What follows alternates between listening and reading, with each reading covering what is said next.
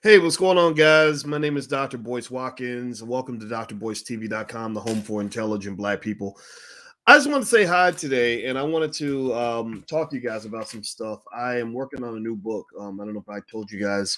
I'm working on a new book right now, and the project is called The 10 Commandments of Black Economic Power. And in the context of this book, I decided I wanted to put together kind of a comprehensive framework to help you understand what power looks like, how economic power is structured, how all this works. This has come from me understanding the world in terms of how white folks think and what they're doing, to what Asians are doing, to what Indians are doing, to what Arabs are doing, to what everybody else is doing. Now, let me know. Give me a yes if you can hear me. Somebody just said that there's no sound. I hope you guys can hear me okay. Put a yes in the chat if you can hear me okay. Just say, Doc, I can hear you, etc. Where can you buy it? It is not on sale yet. I'm going to release it in March of 2022. But if you do go to boycewatkins.com, you can actually find things like the Black Wealth Calendar. If you'd like to have a calendar to put on your refrigerator for your kids to learn Black wealth principles, the calendar isn't just a calendar. It also has a principle for every month that you can incorporate into your family long-term wealth building strategy. So I want to say hello to everybody, Christopher 10X and Donald Banks and Harlem Boy and Harlem World Boy, excuse me, Rent Misterera and Michael Marshall. Good to see you. All right. So here's what I wanted to talk about real quick. You know what? I hear a lot of talk about equality, You saw a guy named Joe Madison, who's a radio show host who is on a hunger strike. Give me a yes or no if you heard about Joe Madison and his hunger strike. It's pretty interesting. It's interesting. I'm not going to say it's hilarious. Some of y'all might think it's hilarious. I'm not going to say that it's revolutionary. Some of y'all might think it's revolutionary. I just know that it's getting attention. It's very interesting. He takes pictures of himself with his shirt off, and he's the poor guy. He's got the wrinkles and the man titties and there, but he's got it all. He's shown it all to show that he's on this hunger strike. And it's interesting because he's in this hunger strike for voting rights, right? It's because he believes, and I don't blame him for this. I totally get it. He believes that getting more voting rights for Black people is the solution. That's the thing. That's the thing that's going to get us where we want to get to. That's the thing that's going to get us over the hump. I don't see eye to eye with Joe Madison. I don't see eye to eye with him, largely because I don't believe voting rights is going to be the thing, right? The reason I don't believe it's going to be the thing is because we've had voting rights for a very long time. When they talk about things like voter ID laws, I don't know. Hey, give me a yes or no. Let's just check. Let's just test it. How many of y'all have ID?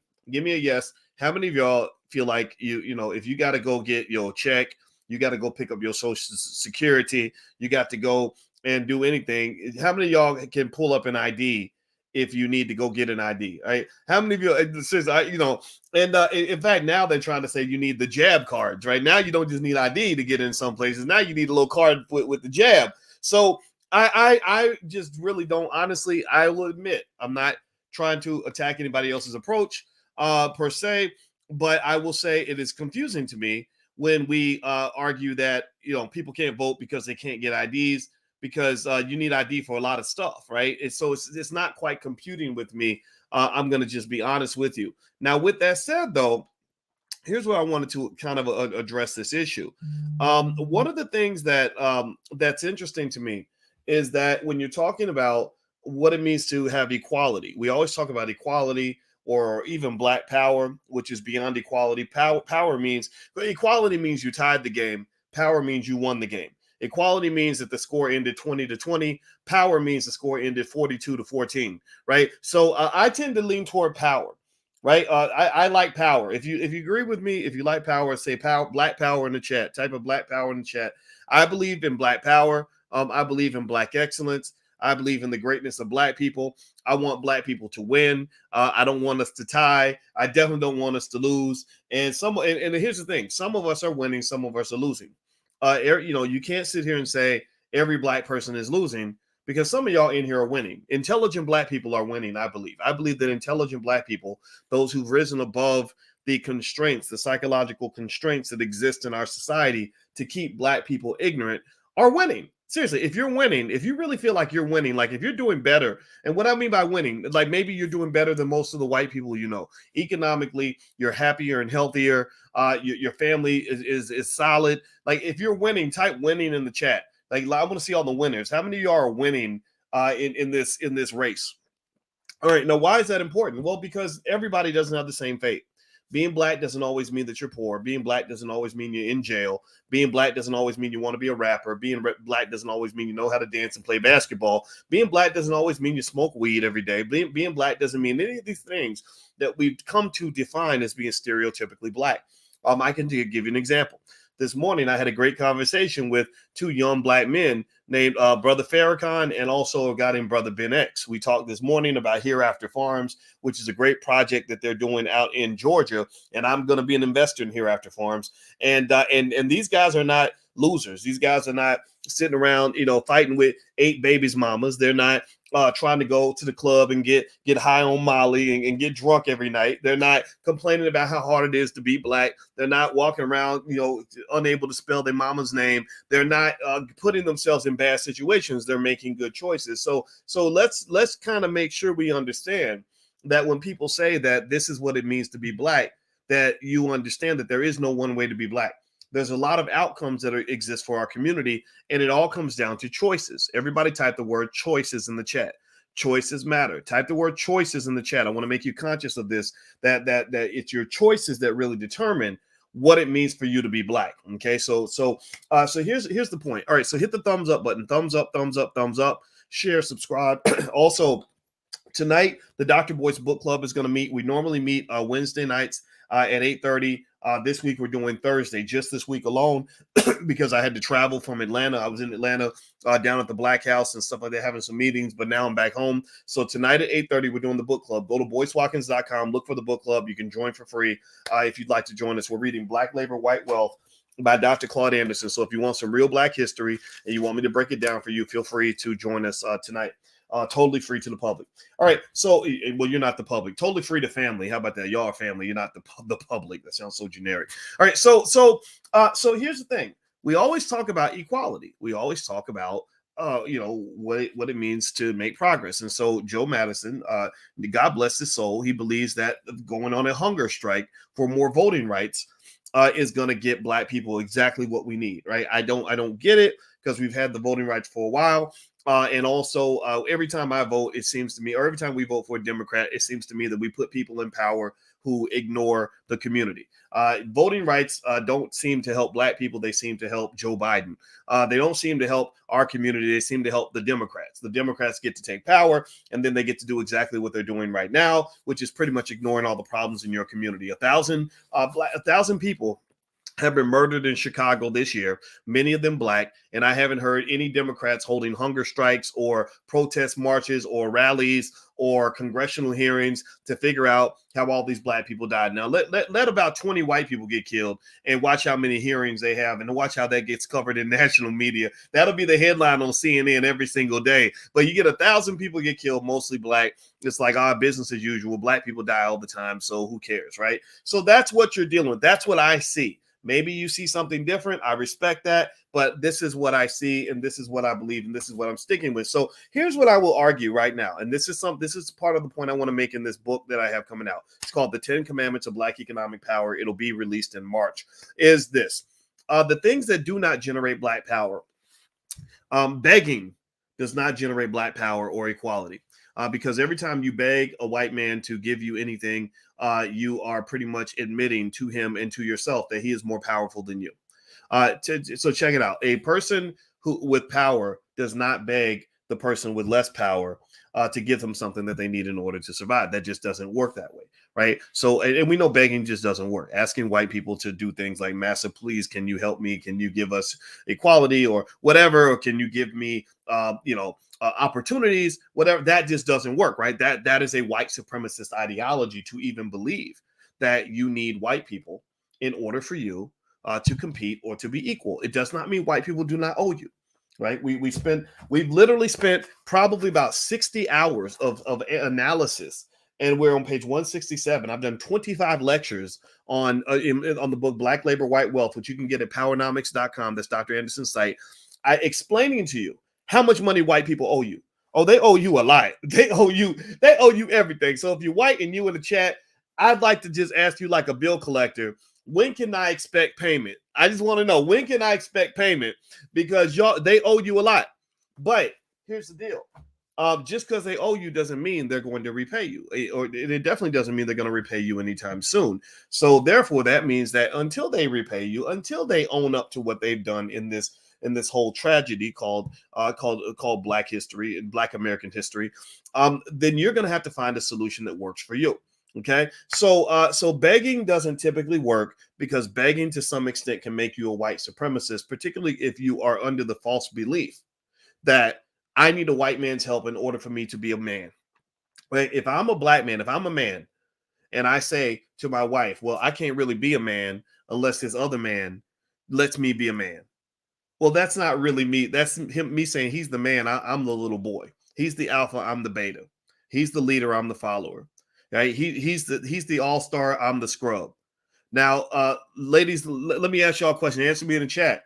Would you like to be married to a scrub? How many of you would like to go have a baby with a scrub right now? How many of y'all would like to go and bring a scrub home to your parents and say, this is going to be the father of my children? Yeah. Anybody want to be with a scrub? Any ladies volunteer? Any scrubs, or are we in the no scrub zone?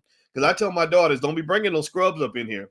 Don't be bringing no whining, complaining men up in here. Bring me strong men. I need quality men. I need men that are at least doing the best they can with what they got. I don't want to hear you tell me that the reason that you made a string of really terrible decisions is because the white man won't let you make good choices. Right? Seriously, I just don't have patience for that. Maybe I sound like a jerk, but that's just what I believe. Okay, so here's the deal. So things that will not give you equality are: one, begging. Begging doesn't work. Two, praying. Praying is nice, makes you feel good. It's great. Go to church. Go to church every Sunday. It's going to lift your spirits. It's going to make you feel good about the world. But at the same time, Jesus is sitting back saying, okay, now what you going to do? Like God is saying, okay, you have free will. I gave you this thing called free will. What are you going to do with your free will to go out and help yourself achieve some of your goals, right? So praying isn't really going to do it. It just makes you feel better, to be honest with you, and maybe it saves your soul when you go to heaven. The other thing that does not bring Black power and equality, this is a proven fact. This is not me being a jerk. This is true. Voting. Voting doesn't do it. I'm not saying voting's bad. Vote if you want to. Go vote, please. Everybody that believes in voting for the Democrats or Republicans or whatever party you believe in, go vote. Vote every time. Vote twice if you can. Vote once for me if you want. It's totally okay. But there is no study you can provide to me anywhere that says that voting, all the voting that we've done, we vote extra. We the first ones to vote. There's no study that shows that voting has been linked to the progress of Black people as a collective. Just nothing. Nothing. I mean, seriously, wealth is going down. The wealth gap is growing. Y'all do know that, right? That at least in terms of wealth. And then you look at health. Black people still dying more than ever, right? 1,000 people got killed in Chicago. That hasn't happened in almost 30 years, by the way. 1,000 people haven't been killed in Chicago in 1 year since 1994, since the gangster era, back when NWA first came out, we straight out of Compton and all this other stuff. Like literally, that's how Tupac was alive the last time that they had 1,000 murders in Chicago. So it's not, keeping you safer. It's not, because we vote for the Democrats every time in Chicago, and it's not making a difference, right? It isn't letting our kids get more educated. We have about a couple 100,000 Black kids that graduate every year who can't even read at grade level, right? Which should, in my view, lead you to question why you would send your children to an inferior educational system to get them their education. But then again, because the reason you do it is because you are a white supremacist. You believe that somehow they can do it better than you, right? Even though your ancestors used to educate their children, they educated your great grandparents with a building and a book and a whole lot of love. All they needed was a building, a couple books, and a whole lot of love, and they gave the kids a better education than you get at so many schools that cost money. Right. And it wasn't no student loans attached. They didn't come out of school with 200,000 in student loans to the point where they become a corporate sharecropper where you got so much debt that you never work yourself out of debt, but you have to work for the corporate plantation for the rest of your life. See, that's a hustle. That's a trap. That's something that pulls you in. It's something that drains Black wealth and keeps us unequal. Okay. So things that will not get you equality or Black power are begging, praying, voting, hunger strikes. Ask Joe Madison. He's going to starve himself to death. I hope he loses a lot of weight, but after he gets done losing all that weight, black people won't be any better off. No disrespect, but it's true. Excuse me. Working for white people. Working for white people doesn't make you rich. It makes white people rich. Working for white people doesn't build your community. It builds their community. Working for white people, and this is not anti-white. This is just pro-black. This is pro-black. Pro-black is not the same as anti-white. If I'm pro-me, that don't mean I'm anti-you. That just means I love the shit out of myself, right? So being pro-me does not mean I'm anti-you. So white people that are listening, stop getting scared. Come back into the chat. I need y'all to hear this, or maybe I don't need you to hear it, but it's okay. You can be here. I'm not gonna spend time hating you. I'm gonna spend time loving myself. So don't think this is hate. This is just true. Working for white people has been something that has occurred for the last 400 years, and it has not moved black people forward 1 inch. Black people have not moved forward working for white people. Also, getting even things like getting lots and lots of formal educational degrees. That's controversial, right? For some people, it has led to an improvement in your life. I'm one of those people. I have a PhD. My PhD did benefit me. It did benefit me tremendously. Don't get me wrong. I have a very strong knowledge of finance because I got my doctorate, and I'm happy to have it. But if I could do it over again, I put this on a stack of Bibles. If I could do it over again, I would not have gotten my PhD. My brother asked me, my brother said, I want to go get a PhD like you. What do you think? I said, I wouldn't do it. I said, there's other ways. The only reason I did it that way was because I did not know other ways to get ahead. I did not know other ways to build wealth. If I'd known then what I know now, you know what I would have done? I would have spent my time learning how to run a business at the age of 17 or 18. Once you figure out how to run a business and figure out the basics of making money, then you are able to do whatever you want in this life. If you know how to sell, if you know how to develop systems, if you know how to if you know how to buy low, sell high, get a product and flip it and sell it to somebody else that needs it, then boom, you are able to get all the money that you need. So ultimately, more degrees. For some black folks, it does lead to the perception of a come up, right? Because you are making more money than you would with no education and no skill. But what's really lacking is the fact that you're learning how to go manage someone else's business. You're not learning how to build your own. That's where the frustrated black middle class comes from. That's why you have about 1 million black people who have all the degrees, the BAs, the BSs, MBAs, PhDs, JDs, MDs, all these letters behind their name that make them feel like they're better than other people, who are still pissed off every single day when they go home because first thing they say, if you ever want to hear a 3-hour conversation, here's what you do. Here's what you do. You ready? If you ever want to have a 3-hour conversation, go get a bunch of educated black professionals and get everybody a glass of wine or whatever they're drinking, and then say something like, let me tell you how these white folks are treating me on my job. And that conversation will last all night because all of them will have 1 million stories about 1,000 microaggressions that they experience on a daily basis that are eating away at their souls. Give me a yes in the chat if you want to be honest and tell me that maybe you feel like you're one of those people. If you felt like you've been in that position before, give me a yes in the chat if you've ever seen it or you've ever felt it yourself. I'm going to raise both hands because I've been in that position too, where I did not understand. I did everything right. I went to school. I made straight A's. I was the #1 finance student in college. I was the top black student. My GPA was so much better than the other black students that when we graduated, there was no competition as to who was number. I was literally the Michael Jordan of black academics on my campus when I was in college. I did everything right and still could not understand why I still felt powerless once I went out and got a job working for other people, why I didn't get the opportunities that I deserved. Well, in hindsight, what I would love to go back and tell that young Boyce Watkins is, look, man, the key idea here is simple.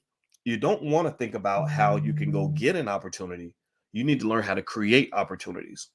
People who know how to create businesses, who know how to make investments, who become the owners of assets are the economic gods of our economy. Those are the people that become the 1%. Those are the people who create opportunities for other people, and starting with themselves. They can create opportunities for themselves. They can create opportunities for their children. They can create opportunities for other people. They literally have the power of an economic god. So this economy is run by the economic gods, but nobody trains you how to be a god because they don't want everybody trying to do that. They need their workers. They need their little worker bees. They need their soldiers. That's why they shuffle you through the system and tell you that every election they say we need to get more jobs for black people. We gonna go to hunger strike so we can get more jobs and more voting rights for black people.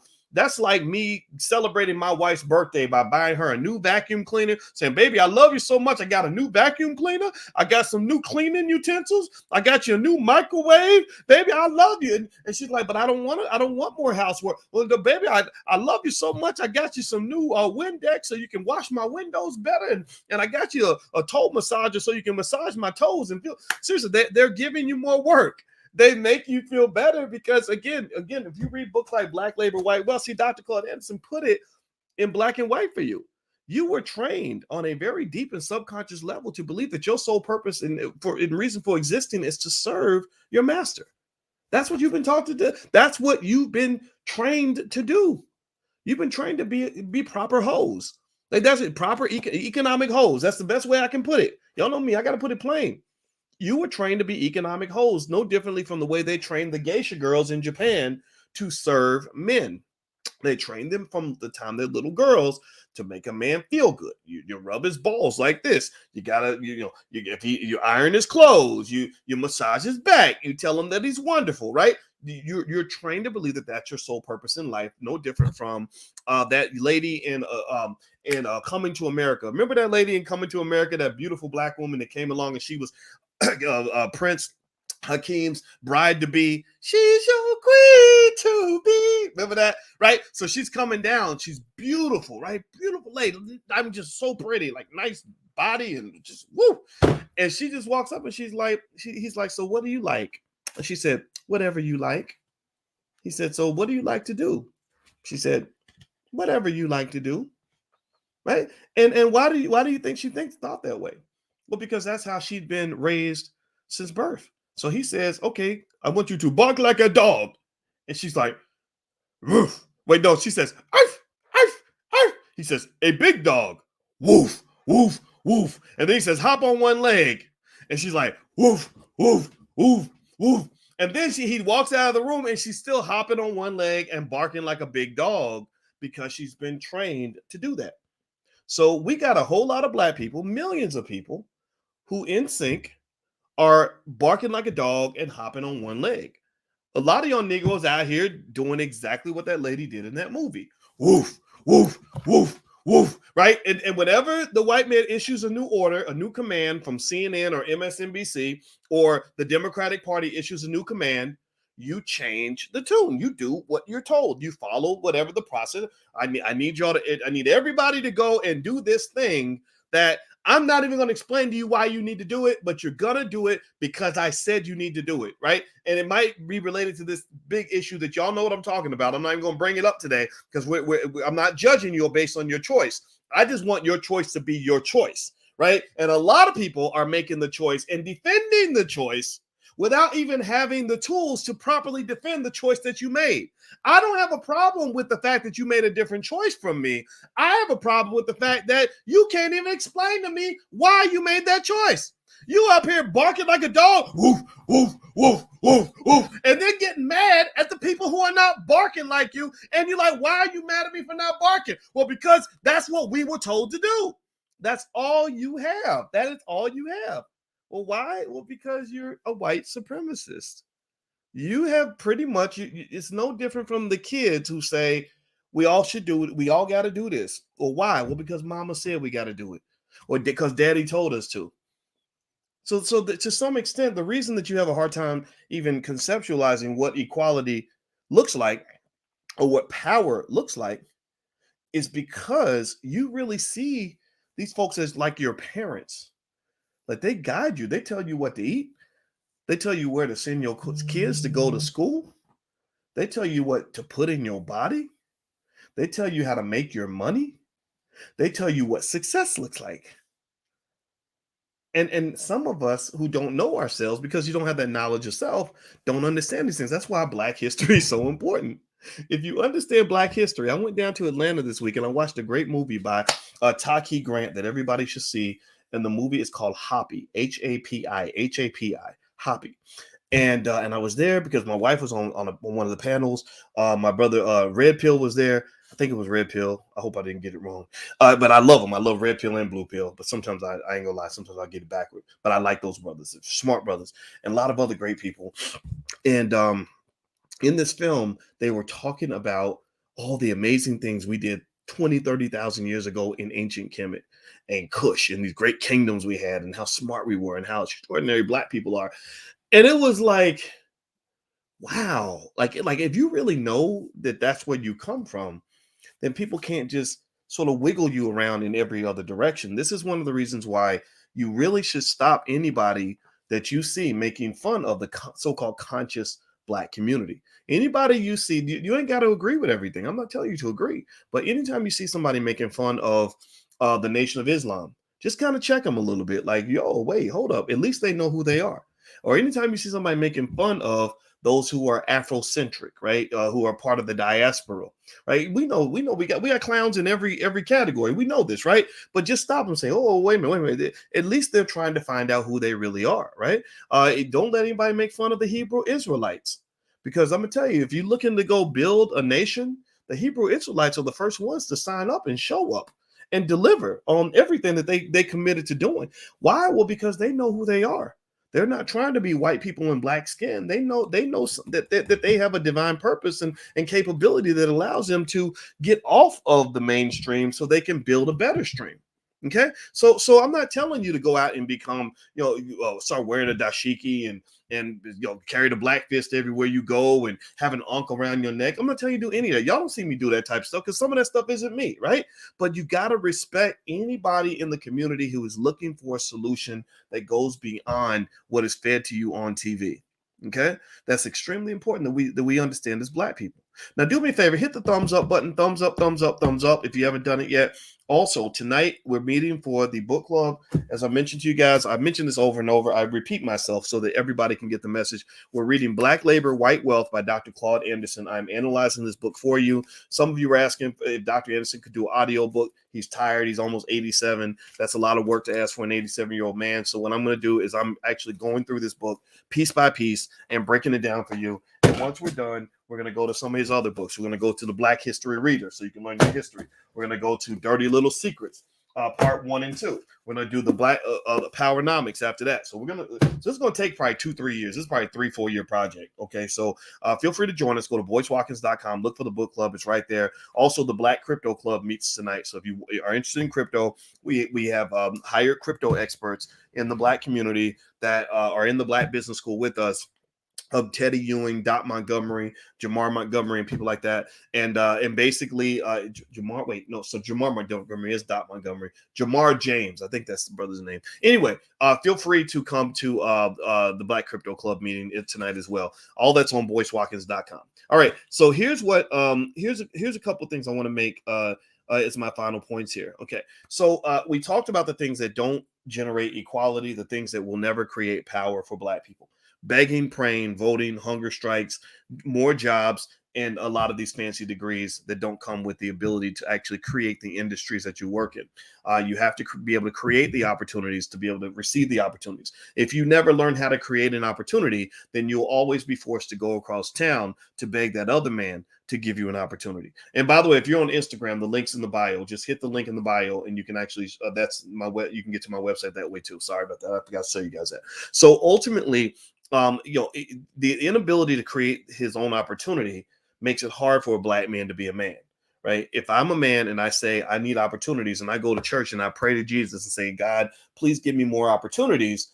And then a white man comes along and says, oh boy, I like you, son. You're a smart young man. I'm going to give you an opportunity. Well, to some extent, I've made that man into my God, right? So the most important thing you can do to keep your children from having to worship white supremacy is to teach them how to create their own opportunities so they don't see other communities as their God. Because then what happens is they get invited across town to build businesses for white people and they never build businesses for their own community. This creates a massive brain drain, a tremendous wealth loss for the community, because all your smartest, best, and brightest people that could be building empires in the Black community are not doing that because they never learned how to do it, because you don't learn that going to the University of Michigan and getting a degree in communications. And then two, they're not even putting in the labor in their own community. They're not even making, maybe they're making a donation, maybe they're going to the hood to go to church, maybe they're going and supporting the local boys club, but they're not actually engaged in the significant investment of that kind of infrastructure that will allow the community to build. Now, moving on, here are the things that can generate Black power. These are the things that will generate equality. These are the things that will generate respect.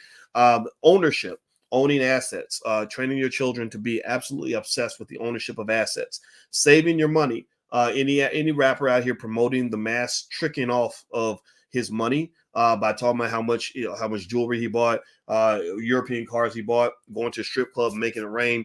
Those are suckers. Those are people that are those are to some extent white supremacists, because what they're doing is if you tricked off $1 million last year because you're just making it rain in the jewelry store, that $1 million could have been grown into $10 million in Black wealth by the next generation. So you literally just threw away freedom that your children were going to have, that would have allowed them to have a better life. So they would have allowed them to stand toe to toe with a white man and not be afraid, because the number one way that Black people are controlled is through economics. Economics is a form of power.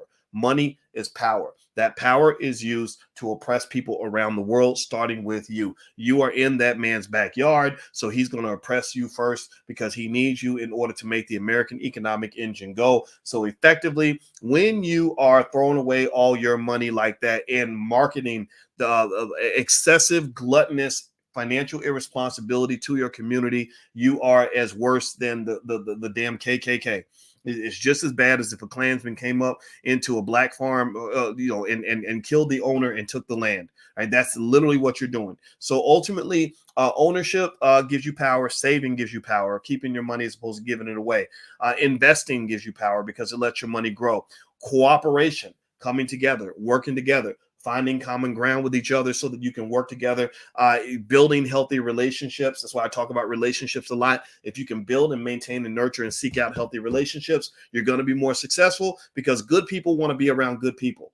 Leaders want to be around leaders. Winners want to be around winners. When you're good energy likes to attract good energy. So if you're bringing good energy and looking for good energy and connecting with those who have good energy, then you can build together, because good energy is like fertile soil. Good things grow out of fertile soil. Nothing grows out of dead soil. So that toxicity that they promote to you is incredibly harmful to you. It probably, just what hip hop music, the toxic music has done to the community has probably cost Black people a couple $1 trillion in wealth. If you look at all the death that's being promoted, when a man dies, he can't provide for his family. His dreams die with him. His children's spirits die with him. That family tends to die with him. So effectively, all these things that are keys to building wealth, all these things that are tools for prosperity, family and power and connection and community and working together, all those things die when your young people are being killed and left uneducated and being hooked on drugs. So when they're mass promoting death to your community, particularly through the music, because the music tastes good, right?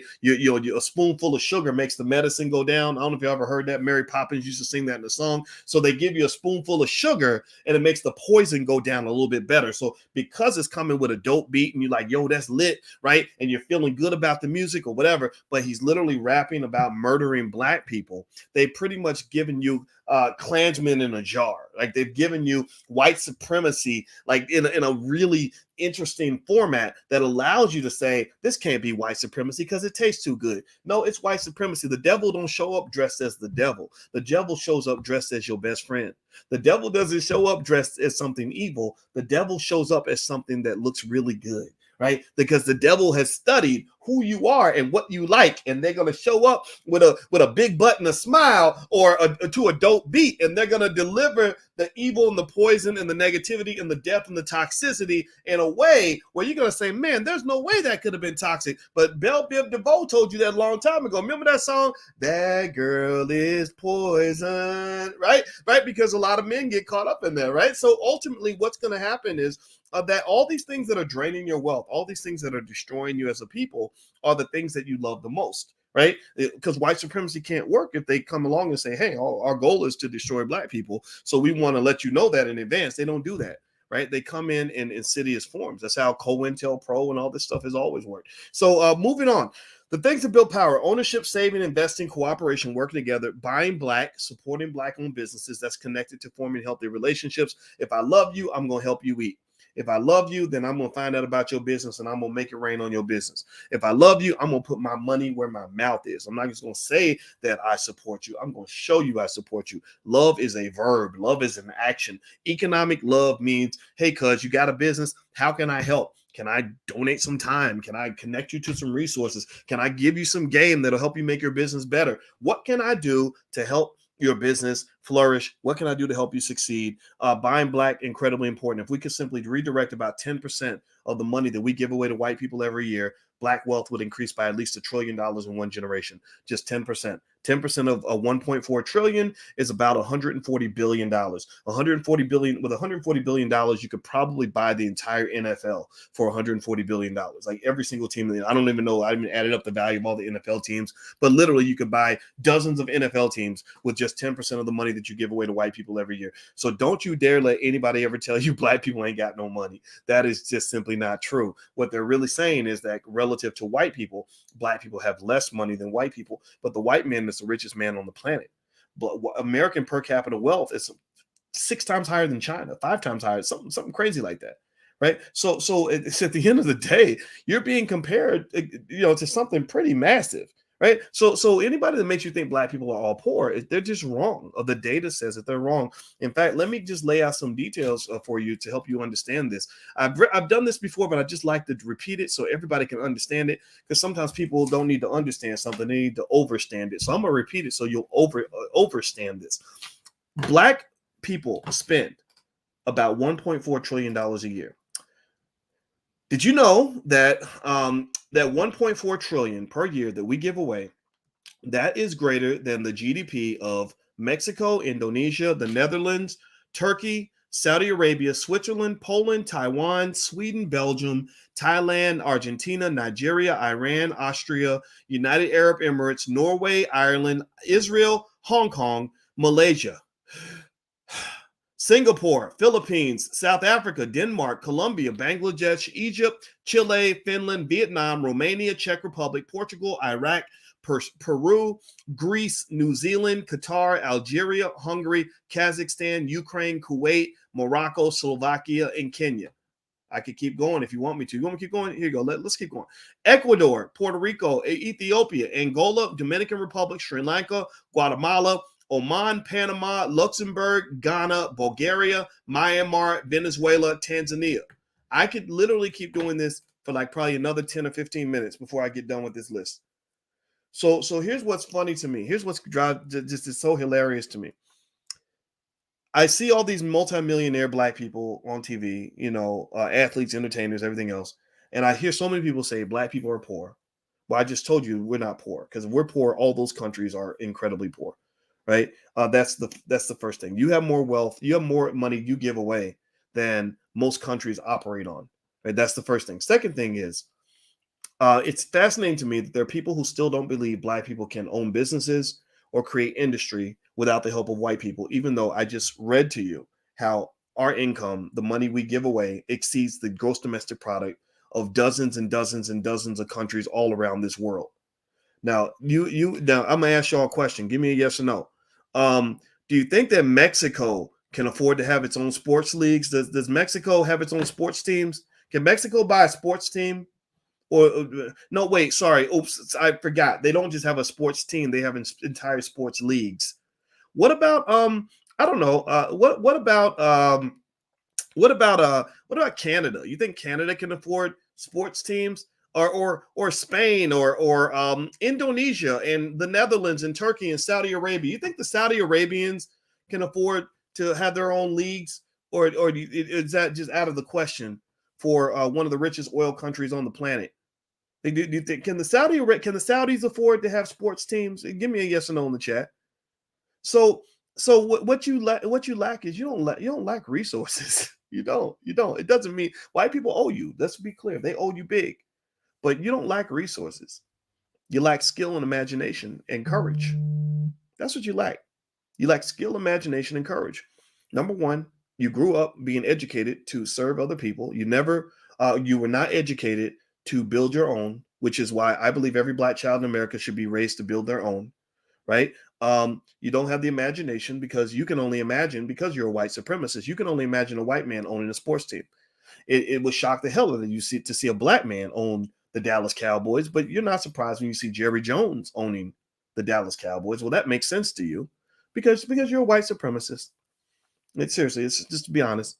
And then also the courage is lacking. A lot of our celebrities in particular are too afraid to take on white supremacy. They really truly deep down feel that they have the better team, that we can't compete, and that the best opportunity we have is to get under somebody's umbrella and to suck on his nipple in order to get whatever little butter biscuits and crumbs he's willing to drop off to a couple of us. So as a result, your community struggles because you don't have courageous leaders at the top of it with enough vision to implement a plan that will allow for black ownership across the board. So if you give me a choice between whether I want to talk to people like I spoke to this morning with Brother Ben X, I talked to Jay Morrison, I talked to people like that. The reason I love to talk to them is because they know how to create things. They know how to build things. They know how to develop infrastructure. A lot of these Negroes on TV ain't worth a damn nickel. A lot of these Negroes, I get calls all the time from celebrities and people on TV. They don't know nothing except how to go get a job from a white man. The reason that you even know about them is because some white man patted them on the head and said, "Boy, you talented. I'm just going to put you on TV." And next thing you know, he's on TV and you think he's a black leader because he's been promoted by white supremacist media outlets. That's it. If you take away that support, if you take away that support that they're receiving from the white community, they're nothing. They have nothing. They can't build anything. Right. And I'm not making fun of them. I'm not dogging them out. If you're in that category, I'm not dogging you out. I'm just saying that you're going to have to learn another skill. You're going to have to grow up. If you think about power like power coming from a wall. The power company gives you electricity that goes in a wall. A lamp is not powerful. A lamp has no power. A lamp only appears to have power because it's plugged into the wall. Right. So a lot of your celebrities, a lot of your shiniest Negroes ain't nothing but they're no different from this lamp that's sitting on my desk. They're shiny Negroes with lots of gold and jewels and diamonds, and they on TV and they sold their book and they got a movie deal and a record deal and all that. They're shining because they're plugged into the wall. Well, I don't want to own the lamp. I don't want to become friends with the lamp. I want to figure out how to own the damn wall and the power source that's making the lamp look shiny. So ultimately, what you got to understand is that a lot of people don't even have power because they don't even know what power looks like. They don't even know where it comes from. They don't even know how power works. So a lot of your so-called leaders are just lamps that are plugged into a wall. You unplug that lamp from the wall. This shiny ass lamp I got right here. I unplug this lamp from the wall. It has there's nothing it's not shining anymore. So if you unplug a lot of your most famous celebrities from the wall, which is white power, they don't shine anymore. But there are people in your community who are going to shine regardless.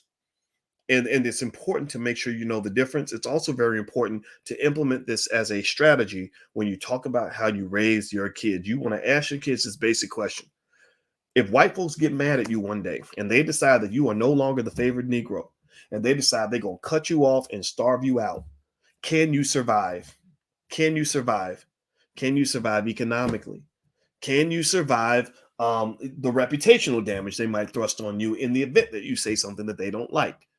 Can you even, again, black people must ask this question of ourselves. We can't even, right now, we can't even feed ourselves. I like what Brother Ben X is doing with Hereafter Farms because he's talking about us feeding ourselves.